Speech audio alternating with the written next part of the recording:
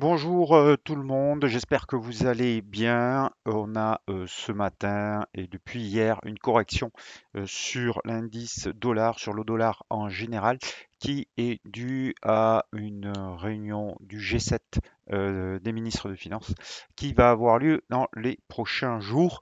On a aussi une petite correction enfin sur le yen, même si le différentiel de taux reste largement en faveur des États-Unis et si le ministre japonais a dit qu'une intervention pourrait avoir lieu, mais sans être extrêmement précis.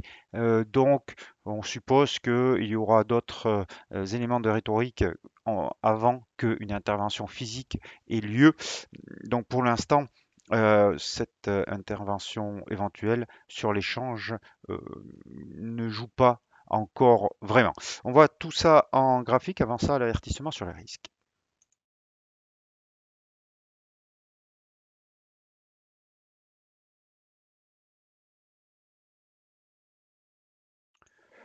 Donc, cette correction, cette consolidation, ce repli du dollar que vous voyez ici, on est en train de revenir sur 99,50 sur l'indice.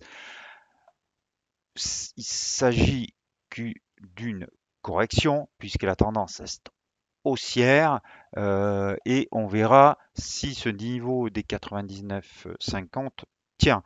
Si on a dans les prochains jours une bougie verte qui apparaît sur ce support, on pourrait avoir une reprise haussière dont l'objectif reste toujours 103 au final.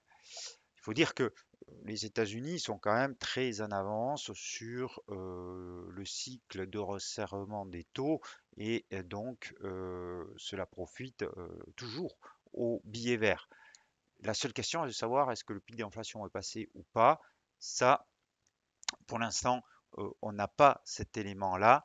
On n'a que des anticipations que ça sera le cas, mais on n'a pas d'éléments concrets. Il faudra attendre certainement les prochains chiffres sur la hausse des prix pour affirmer un peu plus que le pic est derrière nous. Et derrière nous, pardon.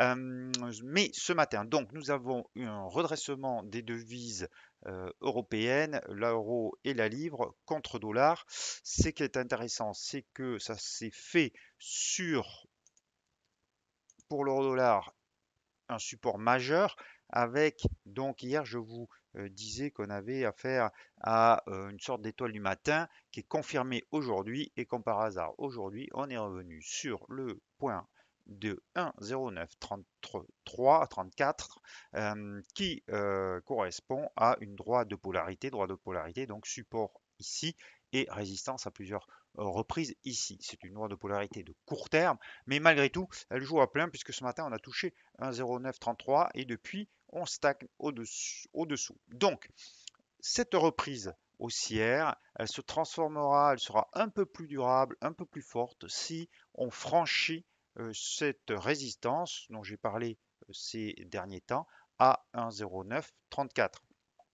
Alors, hier, je vous ai dit que sur un horizon de temps, une heure, on pouvait jouer ce redressement pour viser 1,0934. Normalement, si vous l'avez fait, vous avez pu prendre vos profits.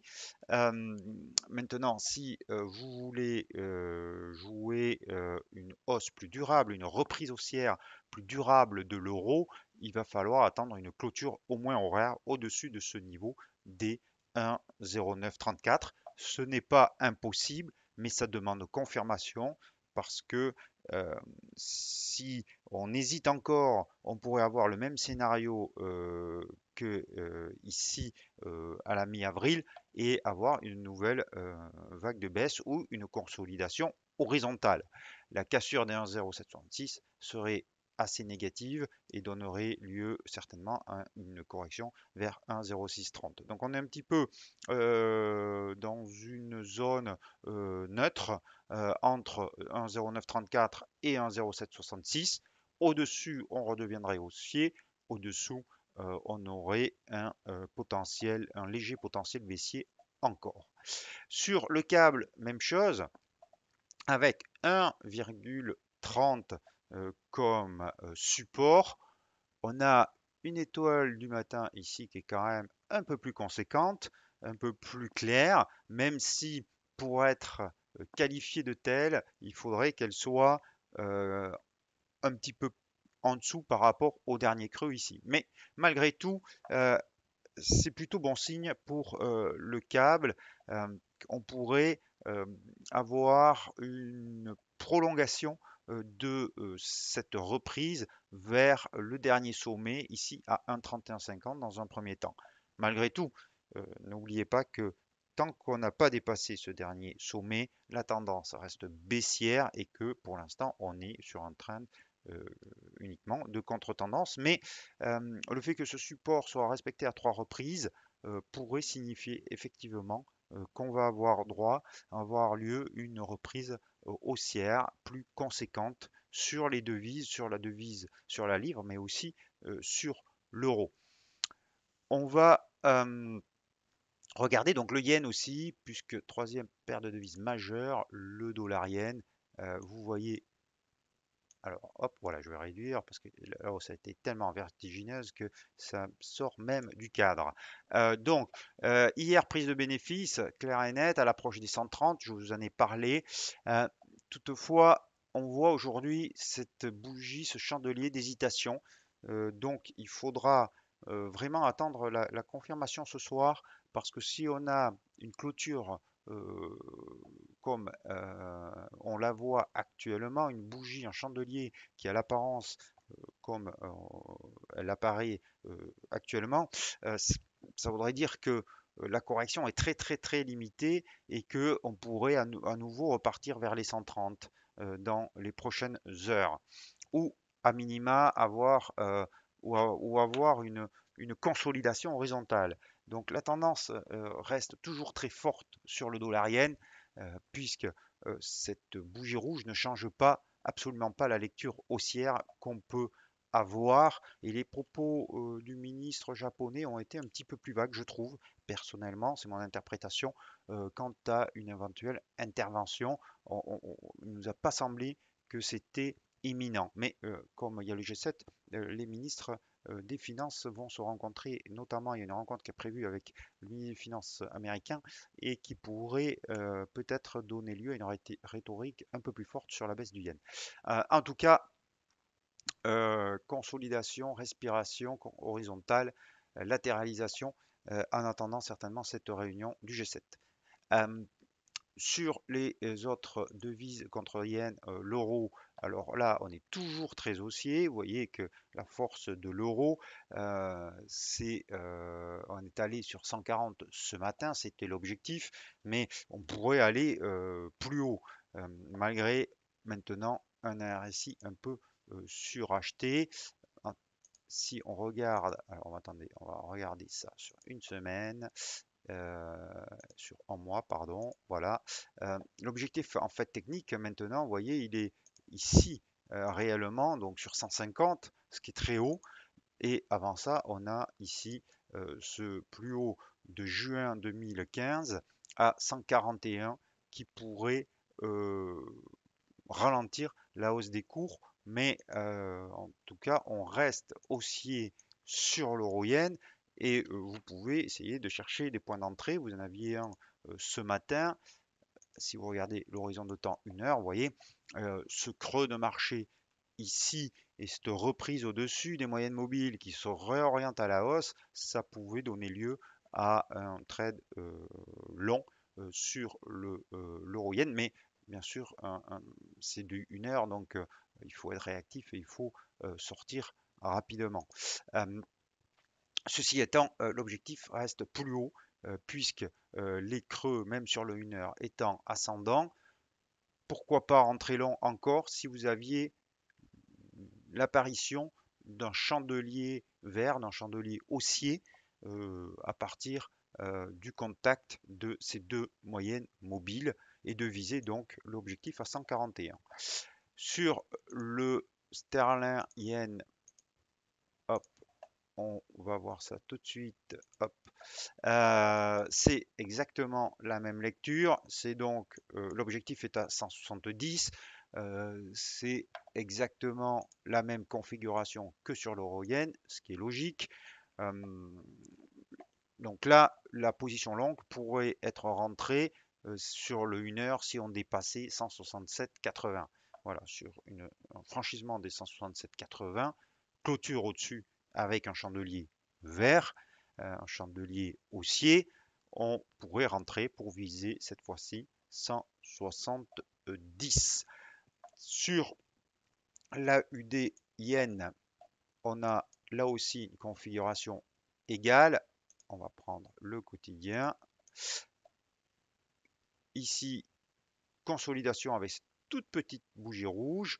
Le trend reste haussier. L'objectif est à 97,30. Ce qui est plus intéressant, c'est que peut-être que c'est plus clair pour entrer long sur l'euro yen, encore que sur le sterling yen, c'est assez clair aussi, puisqu'on a droit ici à une consolidation horizontale. Donc, on pourrait très bien rentrer, vous voyez, sur le dépassement de cette oblique baissière. Euh, Clôture au-dessus de cette oblique baissière, on pourrait rentrer long pour viser encore plus haut, puisque cette respiration sur le yen, elle est assez faiblarde, hein. Je pensais qu'aujourd'hui, on allait avoir droit à une continuation de la hausse du yen, et c'est absolument pas le cas. On voit déjà que ça hésite. Alors peut-être que ça changera dans l'après-midi, mais pour l'instant, voilà les niveaux sur les trois paires de devises contre yen à, à regarder, à surveiller pour éventuellement rentrer long. Les stops se placent en dessous, bien sûr, des creux de marché que je vous ai indiqué à chaque fois. On va regarder la dernière paire de devises majeures, l'OSI, alors là on est sur 1 heure, donc on va passer sur le quotidien. Voilà, l'OSI qui semble repartir à la hausse après cette consolidation au contact de cette zone de résistance qui nous avait valu droit à un faux break. On semble repartir à la hausse avec des moyennes mobiles qui se stabilisent et qui semblent se retourner à la hausse. Donc là encore, pourquoi pas une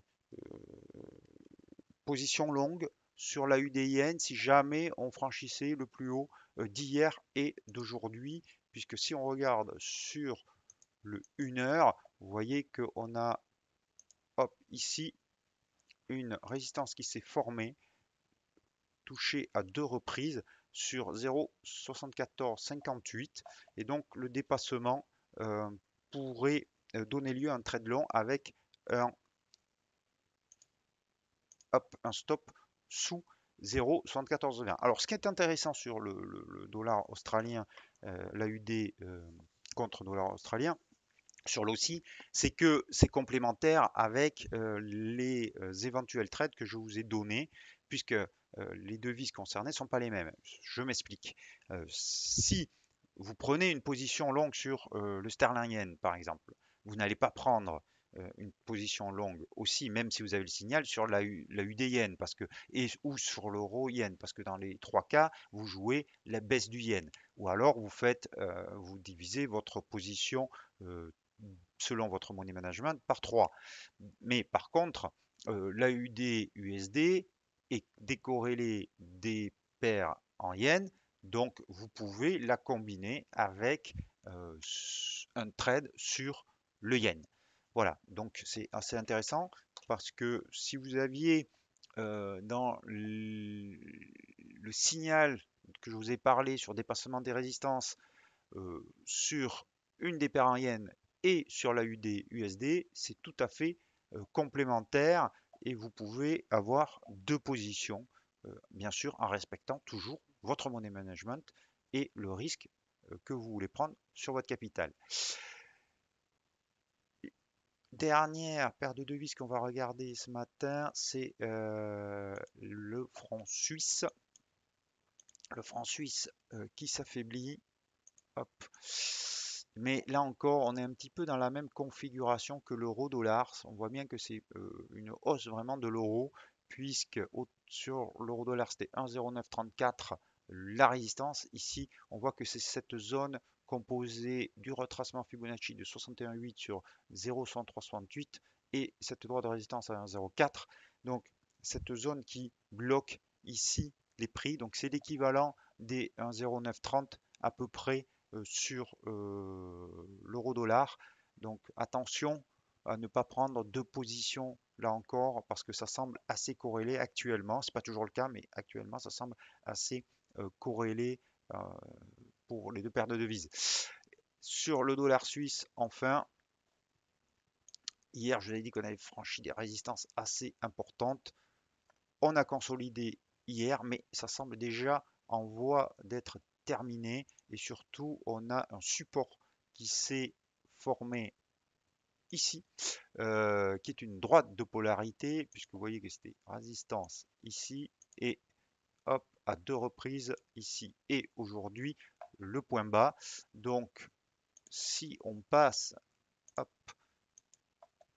on voit encore mieux cette droite de polarité à 0,9457.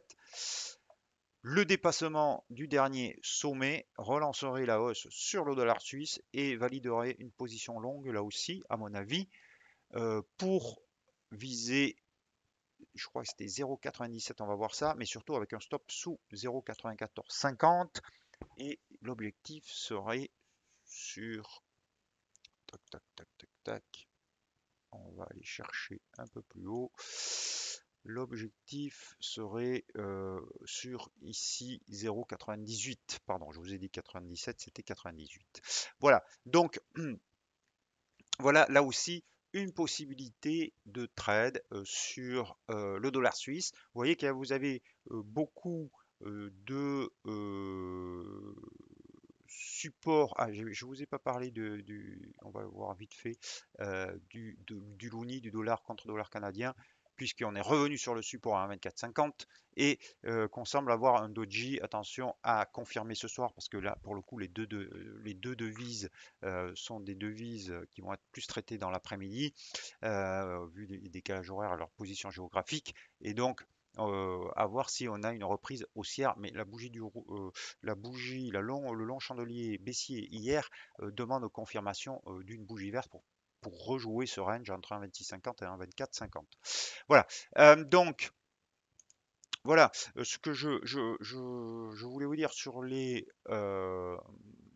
sur le marché d'échange. Peut-être attendre le G7 si vous voulez prendre des positions un peu plus longues. Mais en tout cas, il y a beaucoup de niveaux qui pourraient donner lieu à des trades. Je vous ai cité notamment sur l'euro-dollar, le câble, les devises contre yen.